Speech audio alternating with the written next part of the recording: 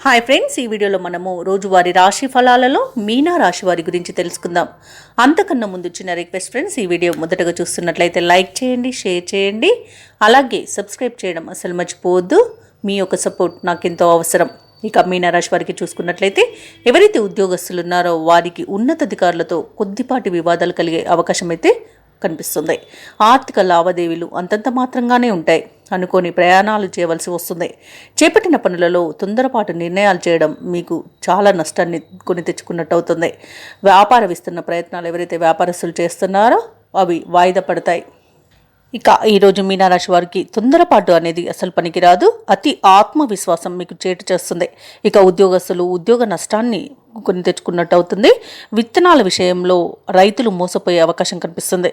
ఇక ఈరోజు మీనారాశి వారికి అనారోగ్య సమస్యలు వేధించే అవకాశం ఉన్నందున ఔషధ సేవనం చేయండి. తగ్గకపోతే వైద్య సంప్రదింపులు చేయడం ఎంతో మేలు చేస్తుంది.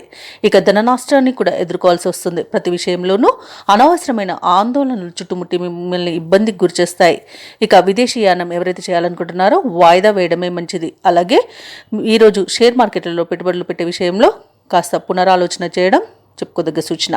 ఇక మీనరాశి వారికి ఈరోజు శ్రమపడిన ఆశించిన ఫలితం అనేది కనిపించదు. అలాగే ఆరోగ్య సమస్యలు వేధిస్తాయి. దూర ప్రయాణాలు చేయవలసి వస్తుంది కాబట్టి తగిన విధంగా సంసిద్ధమై ఉండండి. అలాగే మొత్తం మీద చూసుకుంటే రాబడి అనేది నిరుత్సాహపరుస్తుంది.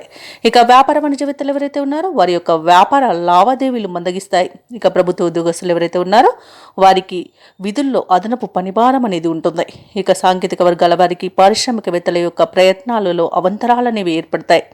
ఇక విద్యార్థులకు శ్రమాధిక్యం అనేది ఉంటుంది. మహిళలకి భూ సంబంధిత వివాదాలు ఏర్పడే అవకాశం అత్యధికంగా కనిపిస్తుంది కాబట్టి కాస్త జాగ్రత్తగా ఉండండి.